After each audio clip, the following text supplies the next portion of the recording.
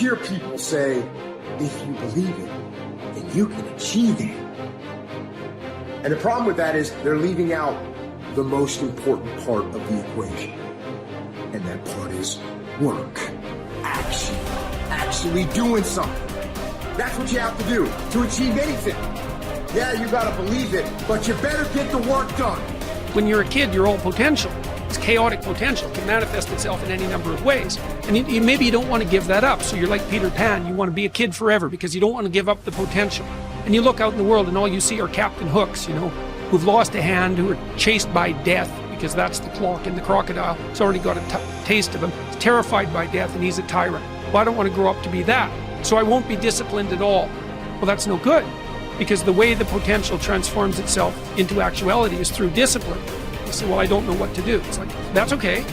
Nobody does. Go do something. Do the best thing that you can think of. Put the best plan you have into practice. It's not going to be perfect and it will change along the way. But it will change partly because you become disciplined pursuing the path. And as you become disciplined, you become wiser. And as you become wiser, you become able to formulate better and better plans. What does it take to really make the changes starting tomorrow? It also takes more than enthusiasm. I know we're hearing a lot about enthusiasm these days, but see, that just won't do the job. So you can get all excited about lifting 200 pounds till you get to the gym. And then you need a new excitement. And the new excitement is called discipline. Major step to human progress. Discipline. If there's one thing to get excited over, that's it. Get excited over your ability to make yourself do the necessary things. It's a commitment. It's not a feeling. Commitments don't have nothing to do with your feelings. You do it because you're supposed to. It's a lifestyle. Instead of hitting that snooze button in the fucking morning and not making your bed and not cleaning your house, you don't hit the snooze button. You get up. You don't want to go run, you go run. You don't want to go swim, you go swim. You don't want to make your bed, you make your bed. You don't want to clean your house, you clean your house. You don't want to study, you fucking study. That's how you start to callous your mind. It's going to suck. It's not going to be fun. Do something that sucks every single day of your life. That's how you grow. You will never have a greater or lesser dominion than that over yourself. The height of a man's success is gauged by his self-mastery, the depth of his failure by his self-abandonment. And this law is the expression of eternal justice. He who cannot establish dominion over himself will have no dominion over others. I mean, imagine you only have $100,000 to go buy a house. And so you go look at this house and it's like, Jesus, this house, man, it's like it needs a lot of work. It's like, well, that's all you've got. Well, are you going to pretend that the house is okay the way it is? Or are you going to look for where it's rotten and where the plumbing doesn't work and where the stove doesn't work? You have to go and look and see where everything needs to be fixed. And now it's like, that is harsh, man. And then in order to do that properly, someone has to have taught you, it's, look, you aren't your problems. Well, you are. You're most fundamentally that which, if it confronts its problems, can solve them. And that's the hero myth in a nutshell, by the way. The hero is the person who confronts horrible, chaotic potential and tames it and makes something of it, right? That's the fundamental human story. But the problem is that you have to face what you don't want to face in order to fix it. Yeah. And so you look at all the things about yourself that need to be burned off, that need to be dispensed with. And that, man, especially at the beginning, especially if you're screwed up, that might be like 95% of you just has to go up in flames. And it's painful. Even some of that stuff that you have to burn off doesn't want to die. And it'll scream in agony while you're burning it off. It's not pleasant. But if you know that you're the thing that can transcend your problems, most fundamentally, if you know you're the thing that, if it faces the problems, can transcend them, then you have the faith that would enable you to take stock of who you are. The chief task in life is simply this: to identify and separate matters so that I can say clearly to myself which are externals, not under my control, and which have to do with the choices I actually control. Where then do I look for good and evil? Not to uncontrollable externals, but within myself to the choices that are my own. Remember that among the things over which we have complete control are the goals we set for ourselves. I think that when a Stoic concerns himself with things over which he has some but not complete control, such as winning a tennis match, he will be very careful about the goals he sets for himself. In particular, he will be careful to set internal rather than external goals. Thus, his goal in playing tennis will not be to win a match, something external over which he has only partial control, but to play to the best of his ability in the match, something internal over which he has complete control. By choosing this goal, he will spare himself frustration or disappointment should he lose the match. Since it was not his goal to win the match, he will not have failed to attain his goal as long as he played his best. His tranquility will not be disrupted. The disciplined mind conquers all obstacles and achieves greatness, for it remains steadfast in the pursuit of virtue, undeterred by distractions or temptations. Discipline is the bridge between dreams and reality, turning aspirations into accomplishment.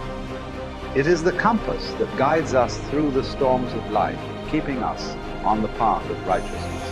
By mastering our desires and impulses, we harness the power to shape our destiny.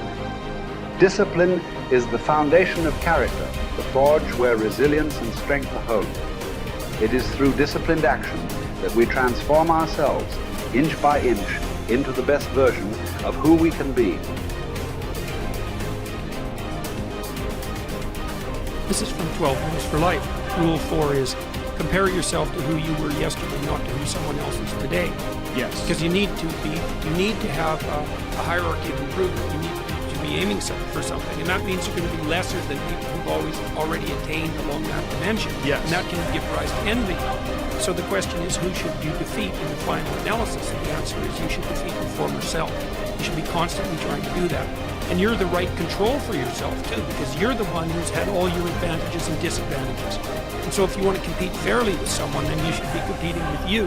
And it is the case, and this is what we were talking about too with regards to the self-improvement of the fighter, is, well, if you're improving yourself, then what you are doing is competing with your lesser self. And then you might also ask, well, what is that lesser self? And that lesser self would be resentful and bitter and aggressive and vengeance-seeking and all of those things that go along with having a negative moral character. And those are things that interfere with your ability to progress as you move forward through life. So it's very necessary to understand that this is why, I've been stressing this idea of personal responsibility. It's like, well, personal responsibility is to compete with yourself, is to be slightly better than yourself the next day. Yes. And it better in some way that you can actually manage, and that's humility. It's right, like, well, I'm a flawed person. I've got all my problems. Could I be as good as person X? It's like, not the right question. The right question is, could you be slightly better tomorrow than your currently flawed self? And the answer to that is, if you have enough humility to set the bar properly low, then you could be better tomorrow than you are today. Because what you also have to do is you have to say, well, here's all my flaws and my insufficiencies, and the best that someone that flawed and insufficient could do to improve and actually do it is this. And that's not worth going out in the street and celebrating with placards. It's like, well, this is why I tell people to clean the room. It's not going to brag to someone that you did that. But someone as insufficient as you might be able to manage it. And that means you actually are on the path of self-improvement, and you're transcending your former self. And you might say, well, what's the right way of being in the world, if there is such a thing? And it's not acting according to a set of rules. It's attempting continually to transcend the flawed thing that you currently are. And what's so interesting about that is that the meaning in life is to be found in that pursuit. So I've been laying that out in these discussions too, because I say, well, the fundamental issue is that life is tragic and difficult, very tragic and difficult for everyone. And it's also tainted by malevolence, because no matter how things are tragic and difficult, but there's always some stupid thing that you could do or someone else could do that could make it even worse than it has to be. So that's life. And you need an antidote to that, because that can embitter you. Constant contact with that. Just the tragedy, but the tragedy combined with betrayal and malevolence, that makes it even worse, especially if it's self-induced. Okay, so you need something to set against that so you don't get bitter and resentful. Well, what do you set against that? Doing something worthwhile. By your own definition, say. You need some reason to get the hell out of bed on a terrible day because you've got something good to do. Well, what's the best thing you can do? Transcend your current wretched and miserable self. There's meaning to be found in that, and that's a meaning that's associated with responsibility. One of the things that I've been trying to lay out clearly is that life is hard. It's tainted by malevolence and betrayal. That can make you bitter. You need a meaning to offset. Where's the meaning to be found? Not in rights, not in impulsive pleasure, but in responsibility. You take responsibility for yourself, so you take care of yourself. If you're good at it, you have some excess left over to take care of your damn family. If you're good at both of those, then you have some excess left over to take care of your community. Those are heavy burdens. You pick up the burdens, you find that's meaningful. The best way to pick up the burden is to continually improve yourself. And that's where the meaning is to be found. And so that meaning is in the continual self-transcendence. That's letting your old self die and the new self be reborn.